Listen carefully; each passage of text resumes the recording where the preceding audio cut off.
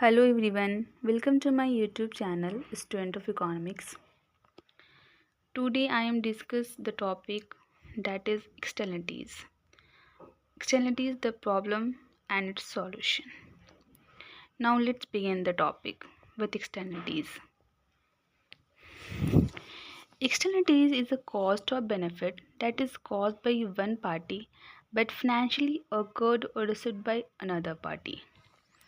इसको इस तरह से समझा जाए तो एक्सटर्नलिटीज़ एक वो कॉस्ट और बेनिफिट है जो किसी एक पर्सन के द्वारा किया जाता है और उसका बेनिफिट अदर पर्सन लेता है।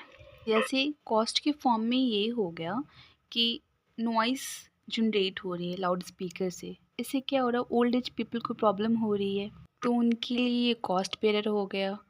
और बेनिफिट इस सेंस में हो गया कि सपोज़ हमारे पास आसपास पार्क है और हम हर रोज़ सुबह वहाँ जा रहे हैं और उस पार्क की जो सुंदरता है उससे हमारा मन मोहित हो रहा है, हम आनंदमय हो रहे हैं, तो वो हमारा बेनिफिट हो गया। Generally externalities are characterize two type, market externalities and non market externalities. Market externalities को एग्जाम्पल समझे तो ये कि garden purchase near the house.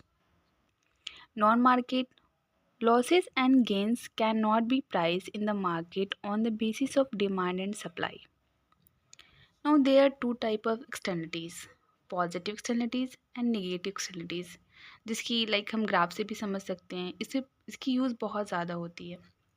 Positive externalities means garden farm located near the resident, हमारे आसपास हमारे गार्डन है या फार्म है तो उसकी लोकेशंस बहुत अच्छी है, उसकी व्यूज़ बहुत अच्छी है, वहाँ से फ्रेश एयर मिल रही है, तो ये हमारी पॉजिटिव एक्सटर्नलिटीज़ हो गई। नेगेटिव एक्सटर्नलिटीज़ ये हो गई कि किसी कोई ऐसी घर है जिसकी पेंटिंग थोड़ी बहुत वाइब्रेंट है, बहुत आँख को चुभ रही है, तो वो हमारे लिए नेगेटिव एक्सटर्नलिटीज़ हो गई। नॉइज़ बहुत ज़्यादा हो रहा है, कहीं शादी है और आसपास बूढ़े एज के लोग हैं या फिर कोई बीमार हैं, तो उस नॉइज़ से जो प्रॉब्लम हो रही है बहुत ज़्यादा, तो वो भी हमारे लिए नेगेटिव हो गई। ये कि पॉल्यूशन हो रहा है हमारे आसपास, लोगों ने अपना घर तो साफ़ सुथरा रख लिया है और आसपास कचरा लगा दिया है, पॉल्यूशन क्रिएट हो रहा है, तो वो भी हमारा नेगेटिव एक्सटर्नलिटीज़ में आ जाएगा। मेनली ये पॉजिटिव एक्सटर्नलिटीज़ और नेगेटिव एक्सटर्नलिटीज़ को 4 पार्ट में डिवाइड किया गया है। Positive externalities in consumption, negative externalities in consumption, positive externalities in production and negative externalities in production. Positive externalities in consumptions को हम ऐसे समझते हैं एग्जाम्पल के साथ, वैक्सीनेशन हो रही है, ठीक है, अभी कोविड आ गया था तो कोविड में वैक्सीनेशन सबको बहुत ज़्यादा ज़रूरत थी, तो ये कैसे हमारा पॉजिटिव हो गया, ऐसे होगा कि सपोज़ अगर किसी एक इंसान को वैक्सीन लगी है और उनके आसपास के लोगों को नहीं लगी है, तो ये उनके लिए भी ख़तरा है कि मे बी जो उनके आसपास, क्योंकि ये कॉन्टाजिनस डिजीज़ है, अगर उनके आसपास के लोगों को नहीं लगी तो उनके लिए प्रॉब्लम हो सकती है, लेकिन अगर सबको लग रही है तो इससे दोनों को फ़ायदा है कि ये डिज़ीज़ को स्प्रेड होने से रोक रही है। दूसरी निगेटिव एक्सटर्नलिटीज़ इन कंजप्शन, मान लो कोई एरिया है जहाँ पे नॉइज़ी मोटरसाइकिल लोग यूज़ कर रहे हैं, तो एडल्ट ये सोचेंगे कि अरे मैंने क्यों मना करूं कि नॉइज़ी मोटरसाइकिल यूज़ ना करें, लेकिन जिनके घर में बच्चे होंगे वो ये सोच रहे हैं कि नहीं मैं इसे मना करूं, इससे मेरे बच्चे की प्रॉब्लम हो रही है, बच्चे आवाज़ ज़्यादा हो रही है, बच्चे उठ जा रहे हैं या उनको अदर टाइप की प्रॉब्लम, क्योंकि और लाउड स्पीकर बहुत तेज़ है उसका, वो बाइक अच्छी नहीं है तो इस वजह से उसे प्रॉब्लम हो सकती है। तो ये यहाँ पे क्या हो गया, निगेटिव एक्सटर्नलिटीज़ हुई कंजप्शंस की। पॉजिटिव एक्सटर्नलिटीज़ इन प्रोडक्शन में कैसे है, सपोज़ मान लो कोई फार्म हाउस है या फिर पास का कोई एरिया है जहाँ पे कोई हनी बी का प्रोडक्शन कर रहा है, तो बी कीपर क्या कर रहा है, अपनी अपनी जो वो छत्ता लगा रहा है मधुमक्खी का, वो वहाँ पे लगाना पसंद करेगा जहाँ पे क्या है, प्लांट्स हैं, प्लांट्स लगे हैं, ताकि क्या होगा, बहुत सारी मक्खियाँ आएंगी प्लांट्स की वजह से और उसमें हनी का प्रोडक्शन ज़्यादा होगा।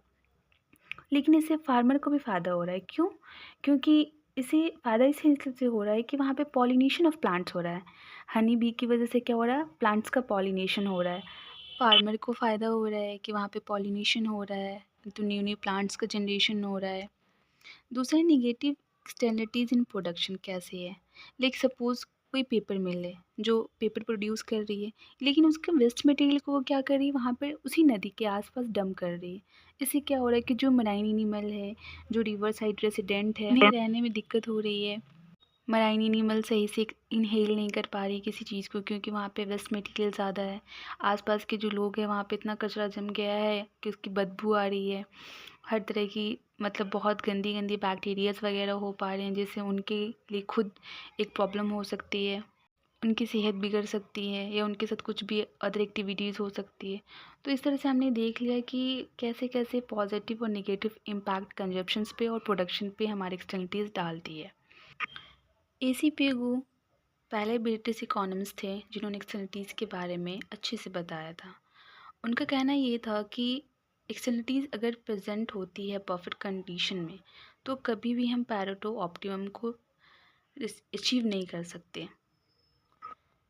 पॉजिटिव एक्सटर्नलिटीज़ ऑफ प्रोडक्शन, इससे पहले मैंने जो आपको चारों समझाया है ना, पॉजिटिव और निगेटिव कंजप्शन में और प्रोडक्शन में, अब हम इसको ना ग्राफ से समझेंगे सबको एक वन बाय वन करके। तो अभी हम स्टार्ट करेंगे पॉजिटिव एक्सटर्नलिटीज़ ऑफ प्रोडक्शंस। इससे पहले जो स्लाइड की है ना, वहाँ पे इस ग्राफ का एक्सप्लेनेशन है, तो वहाँ जाके भी आप पढ़ सकते हो अच्छे से, लेकिन मैं इसे अब समझाना शुरू करती हूँ।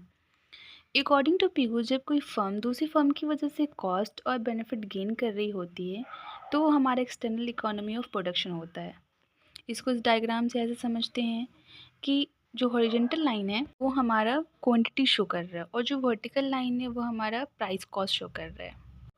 Hair PMC is the private marginal cost, जो सप्लाई कर्व ऑफ फर्म को डिमांड कर्व डी इंटरसेक्ट करती है पीएमसी कर्व पे at point E, and determine करती है competitive market price OP and output OQ. SMEC is the shortened marginal cost, is the curve which intersects the demand curve D at point E1 and determine social optimum output level Q1 at price OP1.